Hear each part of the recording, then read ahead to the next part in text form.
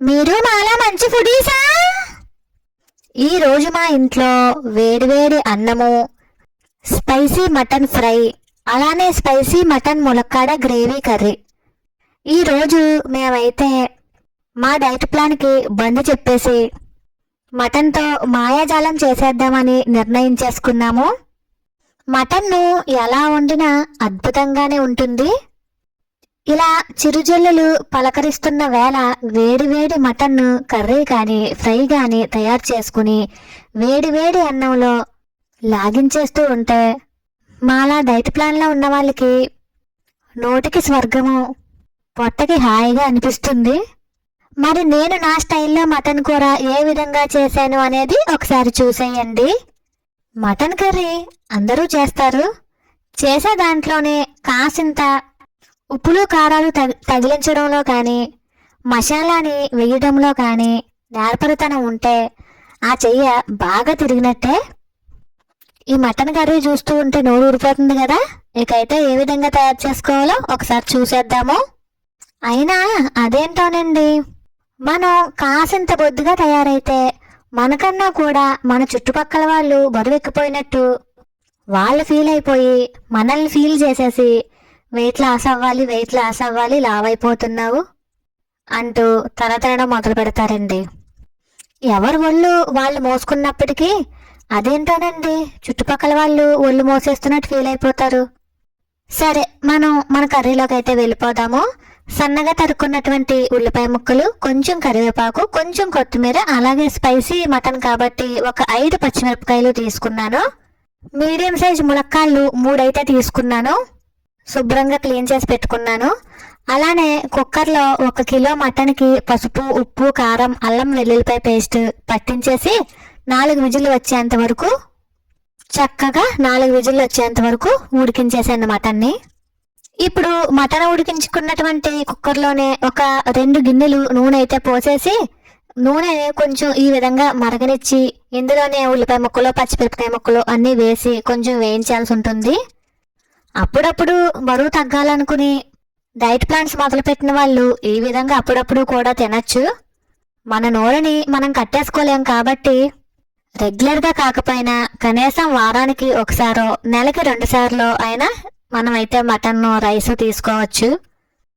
Diet plan చేసేటప్పుడు ఖచ్చితంగా food value తెలుస్తుంది. మనము మనుషులమే, మనము టేస్టీగా తినాలనుకుంటాం. మనకి నోరుంది, మనకి నాలుగుంది అని ఫీల్ అవుతూ ఉంటాము. కానీ నోరు కట్టుకుని డైట్ ప్లాన్స్ అయితే చేస్తూ ఉంటాము. అప్పుడప్పుడు ఇలాంటి పొరపాట్లు జరుగుతూనే ఉంటాయి. తినాలనిపించినప్పుడు తినేయడమే. కాబట్టి ఇవాళ మా డైట్ ప్లాన్కి స్వస్తి చెప్పేసి శుభ్రంగా మటన్ కర్రీ అయితే చేసుకుని తినేస్తున్నాము. ఉల్లిపాయలు కొంచెం బ్రౌన్ కలర్లోకి వచ్చిన తర్వాత దీంట్లో కొంచెం కరివేపాకు వేసుకుని కలిపేసుకోవాలి. కరివేపాకు చిటపటమని సౌండ్ వచ్చి కొంచెం వేగిన తర్వాత అప్పుడు ములక్కాడ ముక్కలు అయితే వేసుకోవాలి. ఇప్పుడైతే నేను కరివేపాకు వేసేస్తున్నాను. ఈ కరివేపాకు కూడా ముదురు కరివేపాకు అయితే బాగుంటుంది మటన్ కర్రీలోకి. అదే చారు, పప్పు చారుల్లోకి అయితే లేత కరివేపాకు కాడలతో సహా బాగుంటుంది. నాన్ వెజ్ కర్రీలోకి ఎప్పుడూ కూడా ముదురు కరివేపాకు బాగుంటుంది. ఇక కరివేపాకు వేసి కాసింత అటు ఇటు వేయించేస్తున్నాను. కరివేపాకు కూడా వేగిన తర్వాత ఒక చిన్న గరిటెడు మొత్తం హోల్ గరం మసాలా అంటారు కదా, ఆ గరం మసాలా ముద్దనైతే వేస్తున్నాను. ఇది పచ్చివాసన పోయేంత వరకు వేయించుకోవాల్సి ఉంటుంది. అల్లం, వెల్లుల్లి, జీలకర్ర, ధనియాలు, పట్ట, లవంగాలు అన్నీ కూడా వేసేసి పచ్చిది ముద్ద కింద చేసుకుంటే దాన్ని హోల్ గరం మసాలా అంటారు. మేమైతే అలాగే అంటాము. ఇప్పుడు ఇందులో శుభ్రంగా క్లీన్ చేసి పెట్టుకున్నటువంటి ములక్కాడలను కూడా వేసుకోవాలి. ములక్కాడల్లో ఉండేటువంటి పసరు పోయేంత వరకు కూడా శుభ్రంగా వేయించుకోవాలి. ములక్కాయలను కూడా బాగా వేయించాలి.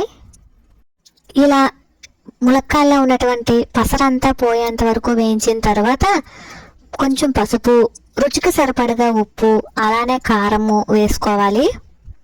నాన్ వెజ్ కూరల్లోకి మేమైతే ఆవకాయ కారం వాడతాము.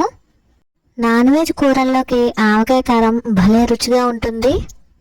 ఇక ఇప్పుడు కాసింత పసుపు, రుచికి సరిపడగా ఉప్పు, అలానే కారం కూడా వేసుకుని ఒకసారి అటు ఇటు కలిపేసి ఉడకబెట్టినటువంటి మటన్ ఉంది కదా, దానిని ఇందులోకి వేసేస్తున్నాను. ఇప్పుడు నేను మటన్ వేసే ముందు పుదీనా కూడా వేసేస్తున్నాను. ఇప్పుడు వేస్తేనే పుదీనా ఫ్లేవర్ మటన్కి పట్టుకొని ఉంటుంది.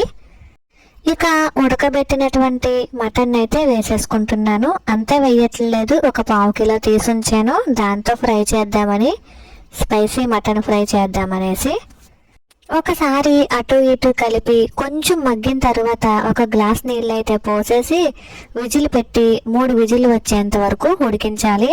దీంట్లో ములక్కాడ మెత్తగా అయిపోతుంది, ఆ ఫ్లేవర్ అంతా మటన్ ముక్కకైతే పడుతుంది. ములక్కాడ ఫ్లేవర్ అంతా కూడా మటన్ ముక్కలు చక్కగా పీల్చుకుంటాయి, కాకపోతే ములక్కాడలు పేసమైపోతాయి. ఇక మటన్ ఫ్రైలోకి వచ్చేసరికి కరివేపాకు, కొత్తిమీర, అలానే స్పైసీ కాబట్టి కొంచెం పచ్చిమిర్చి, ఒక 5-6 పచ్చిమిర్చి అయితే వేసుకుంటున్నాను. వీటిని ఆయిల్లో వేసేసి బాగా ఫ్రై చేసుకోవాలి. ఇవన్నీ కూడా ఆయిల్లో బాగా ఫ్రై అయిన తర్వాత ఉడకబెట్టుకున్నటువంటి మటన్ ముక్కలను వేసేసి కొంచెం అటు ఇటు కలిపేయాలి. అంటే మాడకుండా అటు ఇటు కలుపుతూనే ఉండాలన్నమాట. ఇది జ్యూసీగా ఉంటుంది, స్పైసీగా ఉంటుంది, టేస్ట్ అయితే చాలా బాగుంటుంది. ఇక ఇప్పుడు ఇందులో ఉప్పు సరిపోయిందో లేదో చూసుకుని, సరిపోకపోతే కాసంత ఉప్పు, కొంచెం ధనియాల పొడి, కొంచెం మటన్ మసాలా, అలాగే కరివేపాకు, కొంచెం కొత్తిమీర వేసుకుని పక్కనకి దించేసుకోవటమేనండి. ఇక కుక్కర్ వచ్చేసి 3 విజిల్ వచ్చేసింది. ఇది కూడా చాలా బాగా ఉడికిపోయింది. దీంట్లో కూడా కొంచెం కరివేపాకు, కొత్తిమీర వేసి దించేస్తున్నాను. ఇక మన మటన్ ఫ్రై అయితే ఈ విధంగా ఉంది. అలాగే మటన్ గ్రేవీ కూడా దగ్గర పెట్టేశాను, అది కూడా ఉడికిపోయింది, చాలా బాగుంది. అప్పుడప్పుడు డైట్ ప్లాన్ బంద్ చేసి ఇలాంటివి కాసింత టేస్ట్ చూడండి అబ్బా, చాలా బాగుంటుంది. నాన్ వెజ్ తినే రోజుల్లోనే మనం ఓ ముద్దకి ఇంకో ముద్ద ఎక్కువ తింటాము. ఇలాంటి కూరలు కానీ తింటే ఇంకో గిన్నె ఎక్కువ తింటాము అనిపించేంత రుచిగా ఉంది మటన్ కర్రీ అయితేని.